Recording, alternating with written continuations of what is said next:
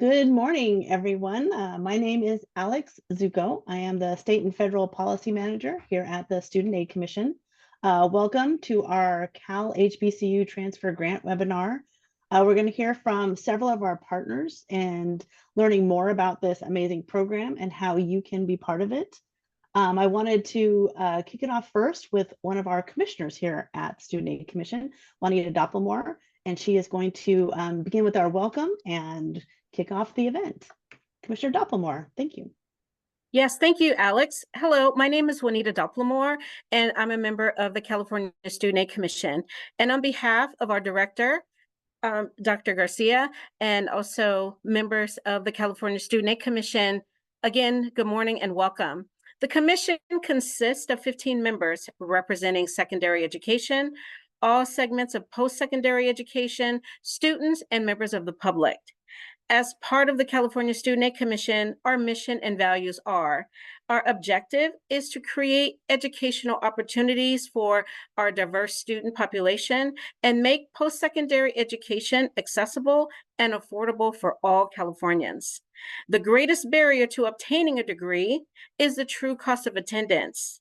The Cal HBCU Transfer Grant allows the California Student Aid Commission to expand our portfolio of financial aid to community college transfer students. First, we would like to thank Assemblyman Isaac Bryant for authoring AB 1400. He is unable to join us today, but we have a short video with a few remarks from Assemblyman Isaac Bryant. Alex, if you could, and now the video. Thank you.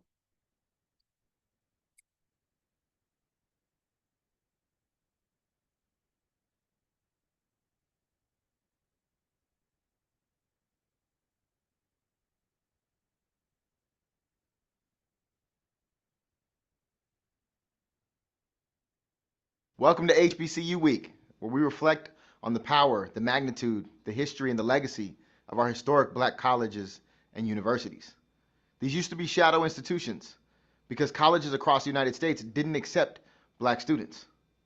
Today, they've produced some of our greatest thinkers, scholars, innovators, and change makers, from Dr. Martin Luther King to Kamala Harris. In California, we don't have an HBCU. That's why last year I authored AB 1400, a bill that would award a $5,000 scholarship to every community college student across California who applies and is accepted to a historically Black college or university. Just because we don't have an HBCU doesn't mean we shouldn't invest in our Black students. We know when they leave and they get that education, that change-making experience, and come back, it's a benefit to our entire community, to our state, and in the example of Kamala Harris, perhaps to our country and the world. Congratulations to the students who are starting at our colleges and universities. Shout out to all of the alumni. We have to preserve this legacy. We have to preserve this history. And I'm proud to do my part with AB 1400. Happy HBCU Week.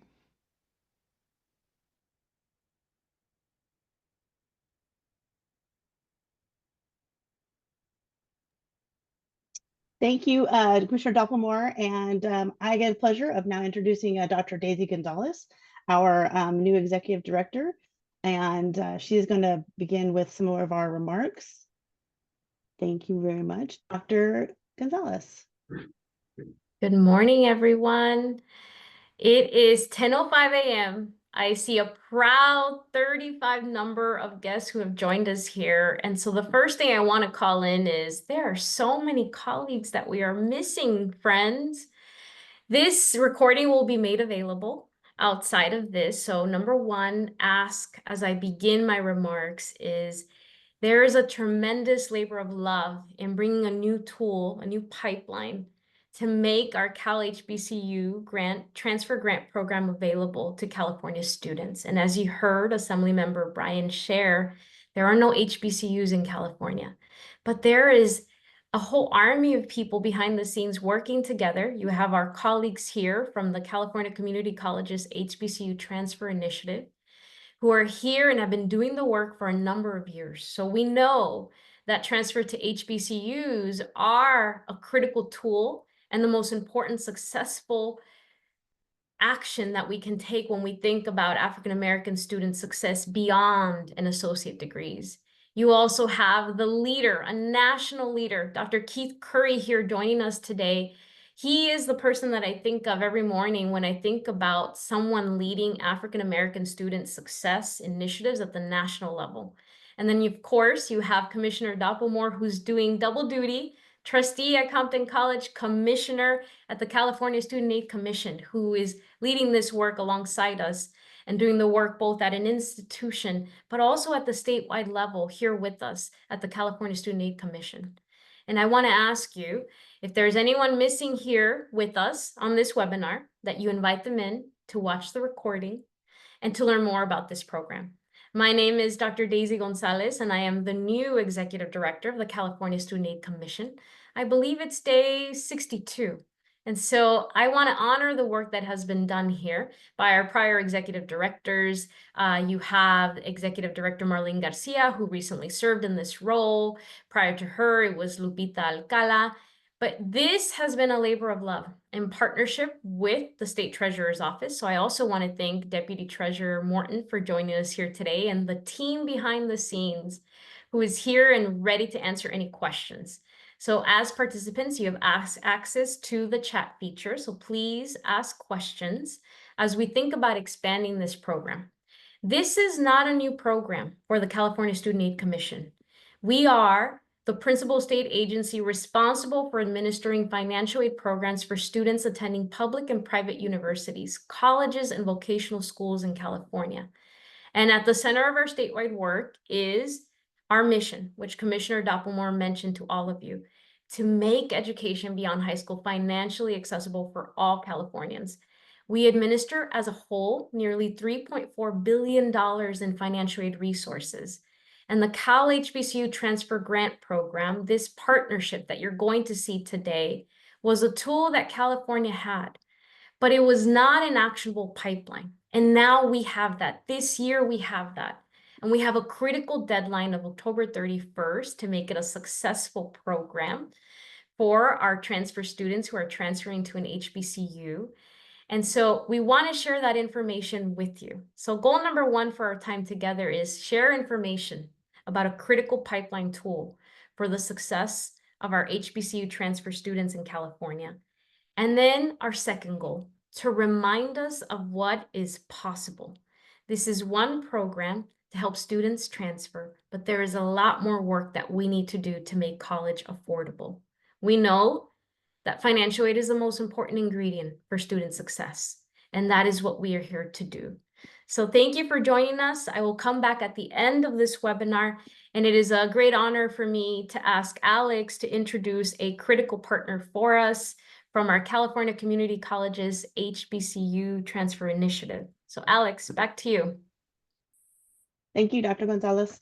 Thank you, and we will wanted to kind of start with the program. That is the key of where everything originates and why we're here. And Lauren Mills from the CCC to HBCU Pathways is going to share with us how this program works, how you as a student may be eligible, how you as an HBCU may become one of our partners. And we can't wait to hear more about it. Thank you, Lauren, and welcome. Thank you, everyone. Again, my name is Lauren Mills. I have the privilege and honor of being the Partnership Relations Coordinator for our HBCU partners. This is the California Community College to HBCU Transfer Guarantee Agreement. And if you're a student on the call, I'm going to go through your eligibility criteria to be eligible for our program. So the students must meet or complete 30 or more transferable units or an ADT for transfer. You must attend a California community college, and you have to have a minimum GPA of 2.0 or better. The benefits of our program: you're guaranteed admissions into any of our partner HBCUs. You have priority consideration for housing, pre-transfer advisement, scholarship and grant opportunities from our partners, as well as we support you from application to graduation with our student success coaches. You'll be paired with a coach, and they will make sure that you get to your university and graduate. If you're an HBCU on the call, this is the eligibility for you. You will complete the HBCU interest form. Our team will go back and do an internal review. We will help you identify any ADT degree pathways. We will also review those. And then we will create an MOU by the Chancellor's office and get it signed with your president. Now, when it comes to the grant funding, there are a few different things that need to be met in terms of eligibility. So you can be a student in our program, and then to qualify for the funding, you have to complete an associate's degree for transfer at a California community college. You have to demonstrate unmet financial need. That means that you still have financial need after Pell Grant or any other scholarships have come in, then you'll be able to receive the grant funding.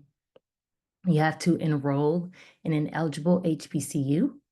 While we have over 35 partners, not all of them are eligible HBCUs. And so you can work with our team and go to the website to figure out which ones are eligible. And then you have to intend to return to California after graduating from the HBCU. And we have resources that we will connect you to through the webinar. You will get communications from us after we have gone through and verified that you have unmet need with your financial aid office. You will be sent an email and an award notification that will tell you the amount and the time frame that the check will be sent directly to the financial aid office.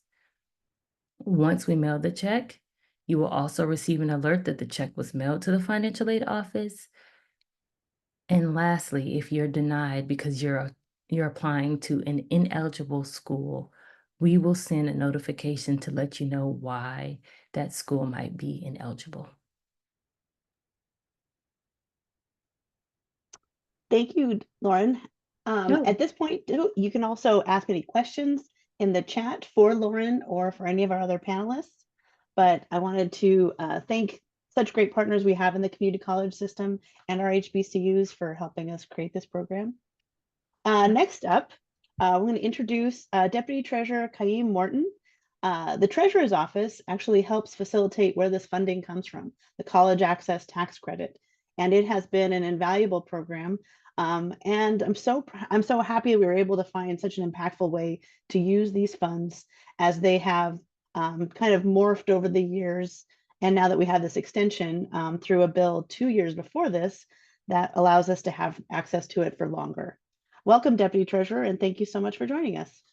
Awesome. Thank you very much, Alex, and thank you to everyone else from the Student Aid Commission and their board members and Dr. Curry for partnering with the State Treasurer's Office. Again, she said, my name is Kaim Morton, Deputy Treasurer for the State of California within the Office of State Treasurer Fiona Ma.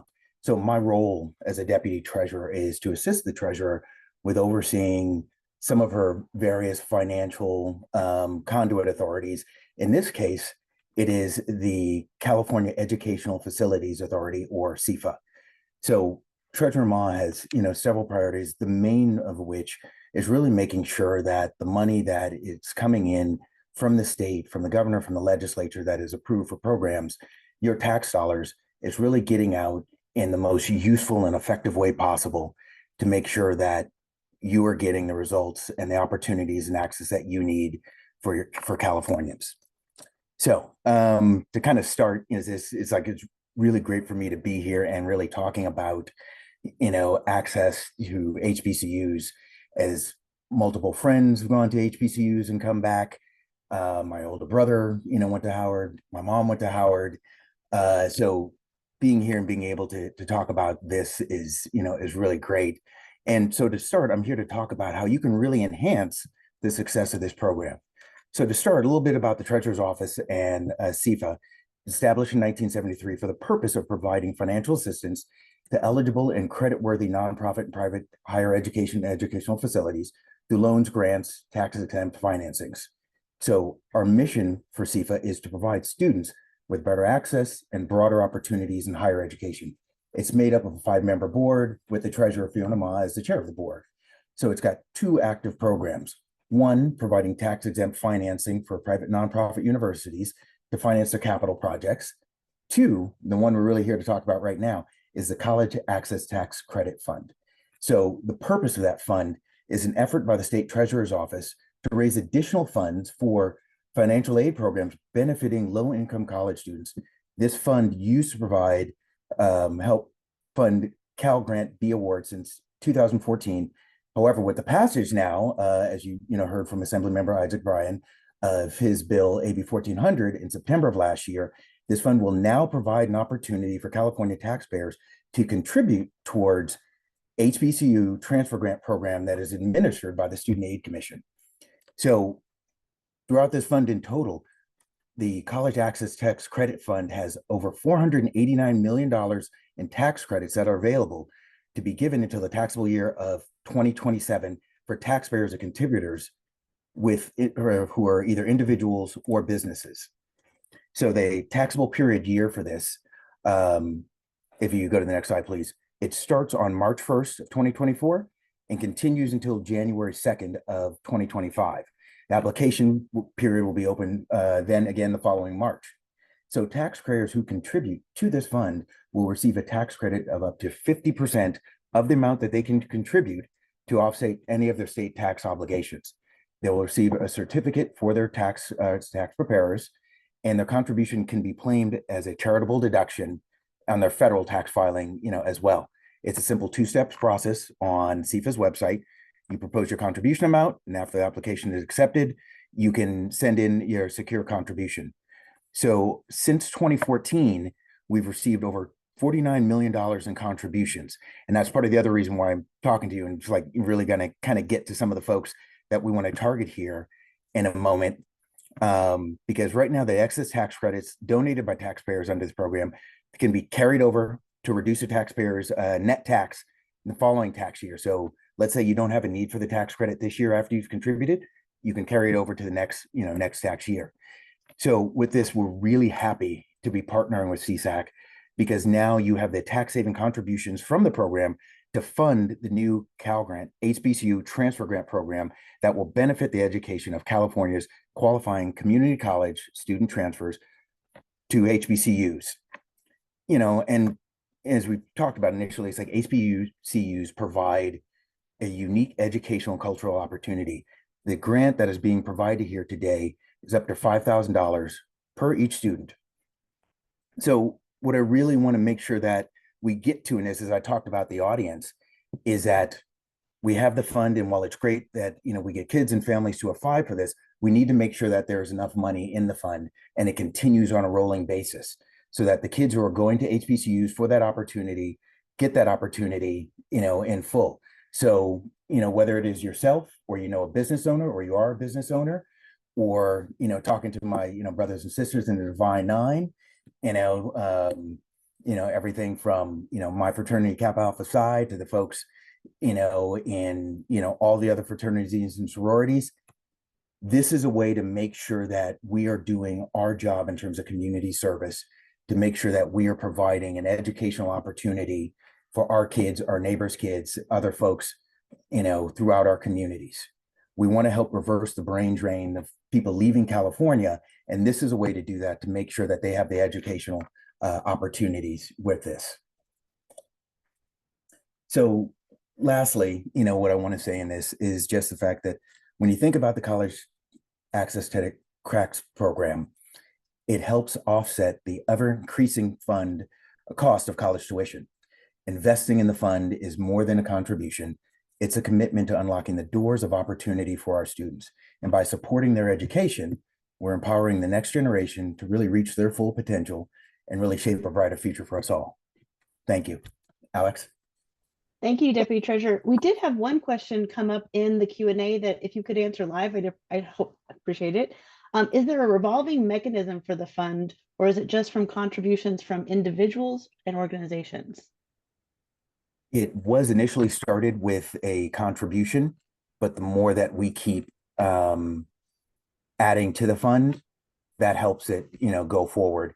And additionally, when we get to the point of the end of life for the current tax credits that are allocated, this helps us to go back to the legislature and the governor and show them what a success that the program has been, so we can get the tax credits reauthorized. Anyway, thank you very much, Deputy Treasurer. Very welcome. Okay, next up, we have Dr. Keith Curry.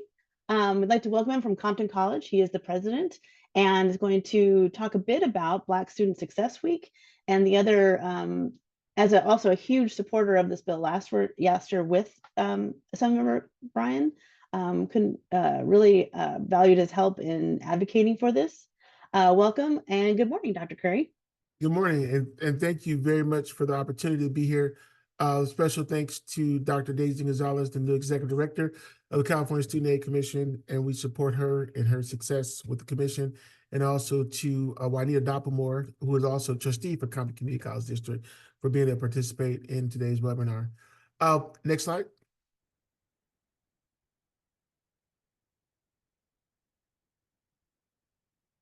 So I just want to just put a little plug out there for Black Student Success Week.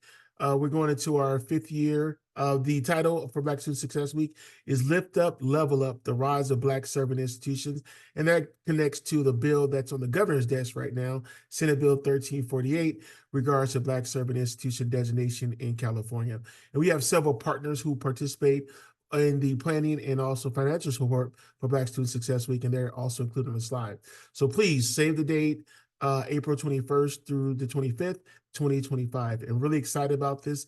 This will be an online experience with the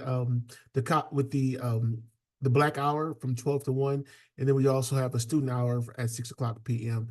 Every night. And we have a surprise as it relates to student hour on that Friday, on the last day, so people can really enjoy it. It's like a party. So really excited about that. Next slide.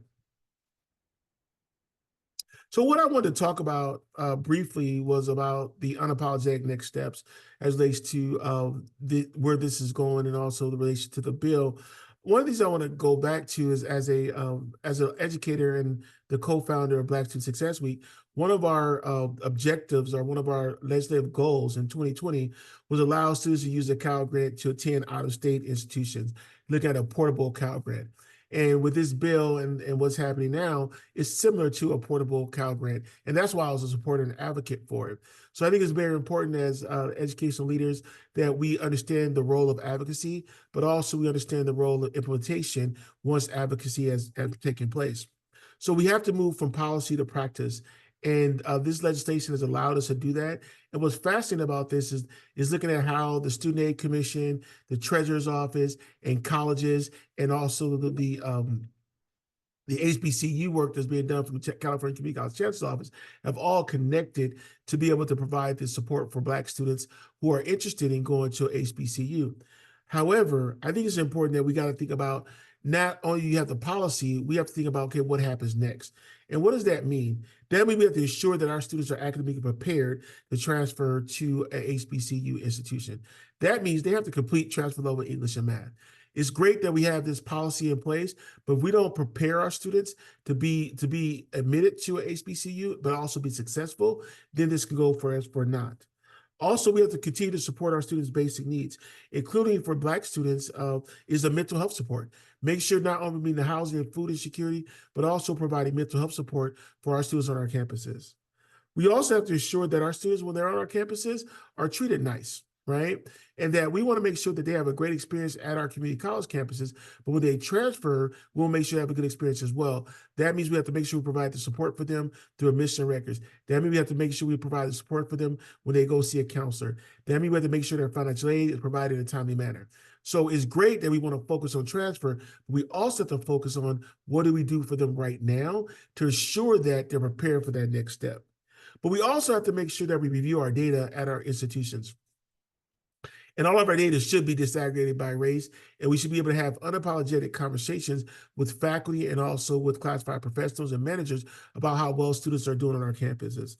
So for example, at Compton College, I'm really excited about when I looked at our full-time equivalent students for last year, we had a 28% increase in the number of Black students. But what was really interesting for me was that we had a 34% increase of Black students who returned from the prior year in 2022, 2023, who returned for 23, 24. That's important because if you look at data, we have Black students who come to our campuses, but they don't come back for that next term. So when we think about we want them to transfer, we also want to make sure that they're able to complete their degree or certificate at our institution to be able to transfer. But we have to be able to look at our data and have unapologetic data conversations on our campuses in support of our students. We also have to look at how do we support our students regards to visiting HBCU campuses, because some of our students, they might say they want to go to an HBCU, they might apply, but some of them have not visited. And it's very important that our institutions provide funding and support for HBCU campus tours, but also what we did at Compton a couple years ago, we did a summer residential program at Clark Atlanta University where our students were able to take class at Clark Atlanta. And I think we need to do more of that so our students not only are being recruited with recruiters from HBCUs or in California, having conversations with our students about the institution, but we also to make sure that our students are able to go to their institution and see it, visit, stay in the dorms, be able to have that experience. So I think it's very important for us as leaders that we provide that opportunity. So for me, when I look at the unapologetic next step as it relates to this, is one, ensuring that our students are actively prepared to transfer to a HBCU institution. That means we got to make sure they complete transfer level English and math. We also make sure we're providing that support as it relates to basic needs. And what does that look like? Making sure that we're taking care of them for housing, food insecurity, and also mental health support. We also have to make sure that when Black students are on our campus, that we're treating those students nice and providing them with all the supports so they are able to be successful. We're also making sure that the data, right? All of our data is disaggregated by race and have an unapologetic conversation about the data. And then final piece of this is making sure our students have the opportunity to visit HBCU campuses, but also what I'm stressing is that they're able to stay there and do some residential programs at the HBCU so they can understand that experience. Our students should be our priority. And as Dr. Gonzalez says, and I use this slogan a lot, budgets are statements of values. And as educational leaders, we have to budget we have to provide funding to be able to support Black students who are interested in going to a HBCU. Once again, thank you for this opportunity. And don't forget, April 21st through the 25th, 2025, it is Black Student Success Week. Thank you.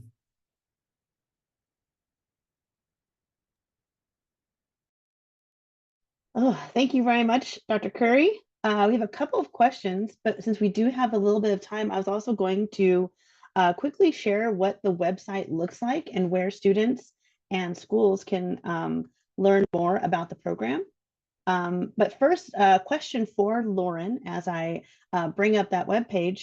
One of the questions we have is, can students in the fall and spring both be awarded the the grant, or is it just for a certain, how many times a year will they be awarded?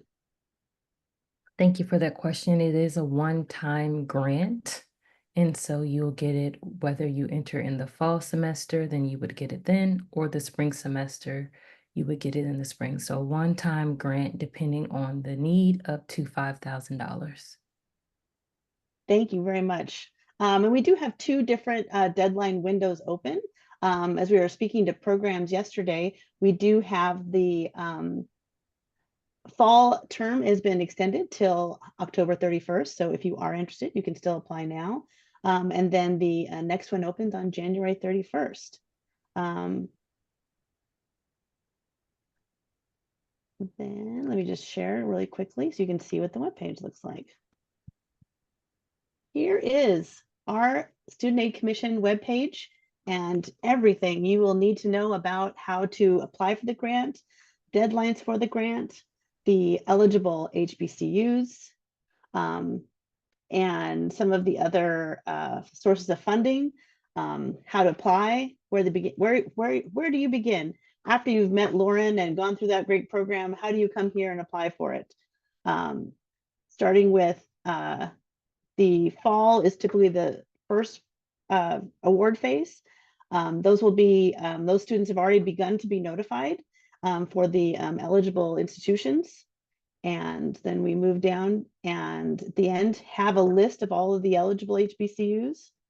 This is also very dreadfully small, so I apologize, but we do have the information there. And an email address, which we will have on our last screen on how you can email the Student Aid Commission for more information. Okay, let me add a couple other questions. Let me bring those up. Next up is one for Deputy Director Morton.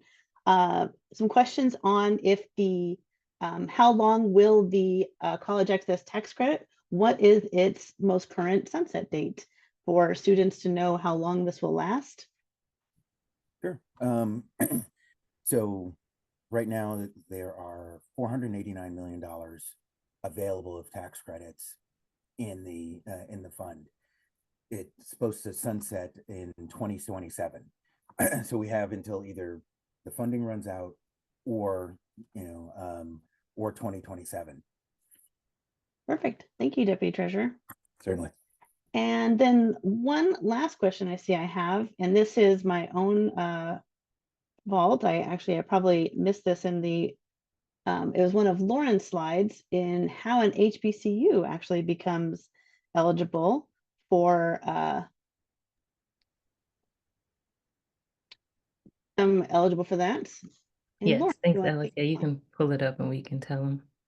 There you are. Thank you. So this is for any HBCU on the call or any counselors or staff that want to know how we got to our eligible HBCUs. They must meet the following criteria. The first is that they have an associate's degree for transfer MOU with us, the CCC to HBCU Transfer Agreement Program.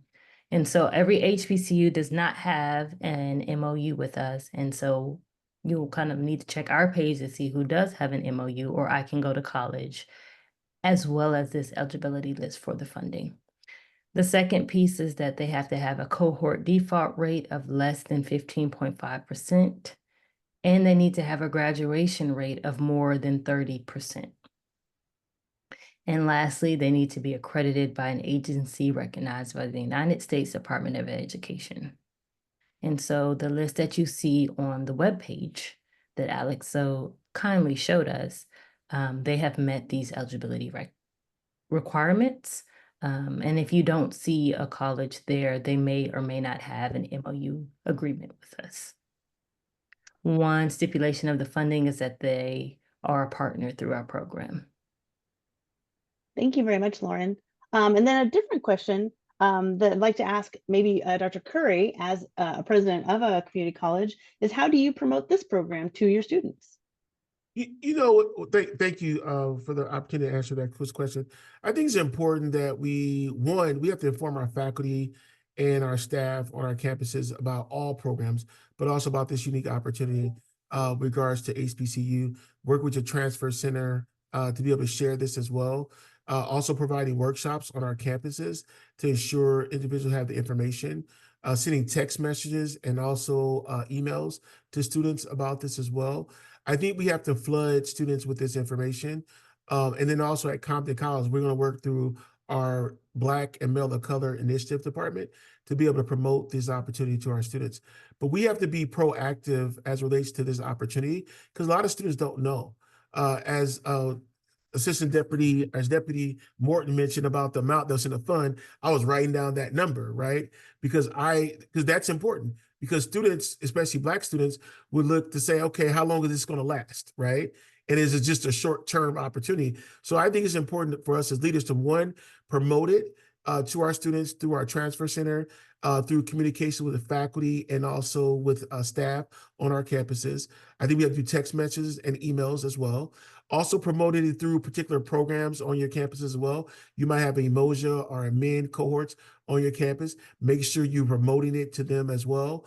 Also, you can use it as a recruitment tool as well to your potential high school students who are in dual enrollment and letting them know that, hey, if you go to a community college and since you're a part of this at the community college, you can look at going to HBCU after going to community college and utilizing that as a recruitment tool. So sharing that information through for us as our educational partnership department and sharing that to our K-12 partners to say, hey, I just want to make sure you're aware of this opportunity that your students might have, that they could be participating in if they go to community college, and they also can receive money from this fund. So I think there's various ways that we can do this regards to recruitment, but thinking outside the box and freedom dreaming as it relates to how do we promote this program to students and not thinking about it from the traditional way. Right? The traditional way is, oh, we have this great program. Let's make sure students participate.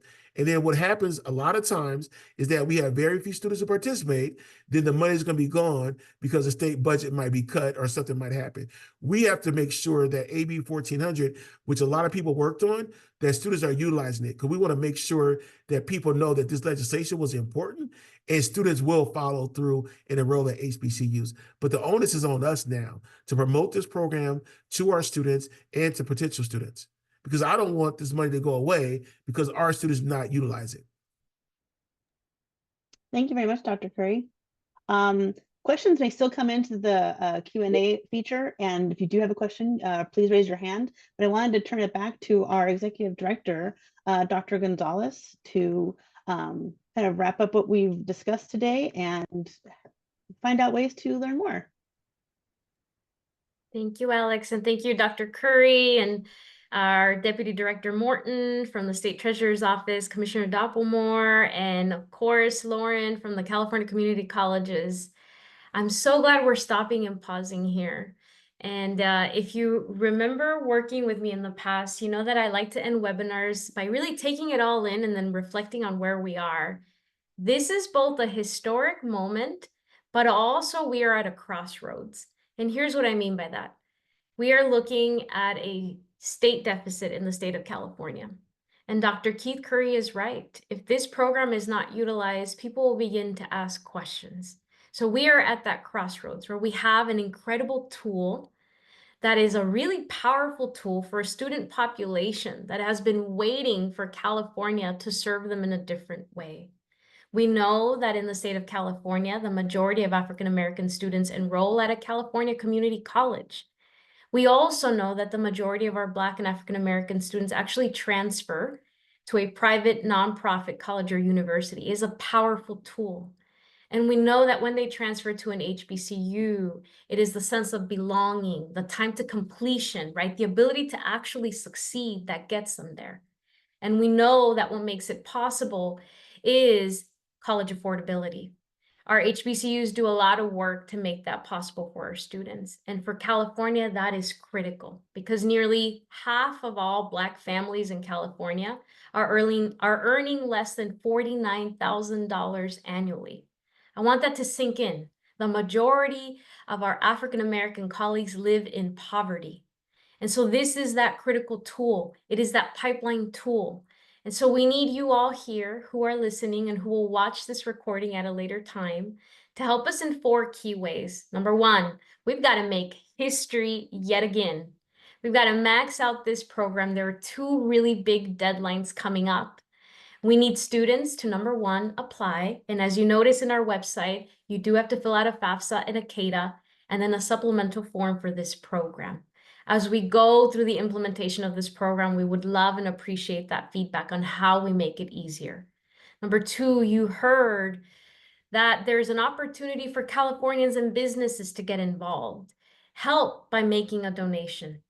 Help. Everyone can help in California. And number 2, you heard from Dr. Keith Curry, there are so many innovative ways for us to communicate this message, both within an institution, but statewide. We want to call in our colleagues who also serve the same population. Our Next Up program, the majority of foster youth in the state of California are African American. Our EOPS program, which serves low-income students, this is a program that they should know about. Our basic needs centers, our Aid to Men colleagues, which are our statewide now program that serves all segments, NANDI, student senates, they should all be learning and knowing about this program.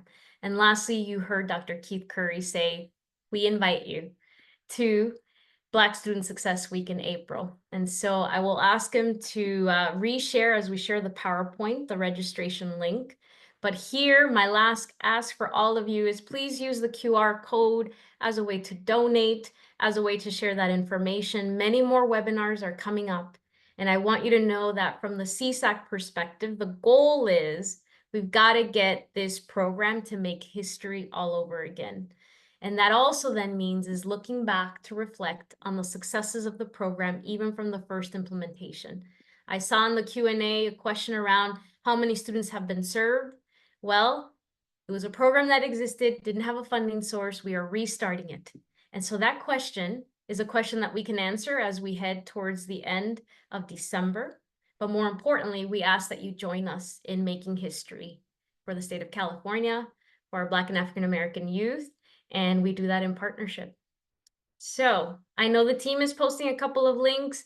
I'm looking to see if any of our colleagues who joined us as presenters have any final messages for how we end this webinar.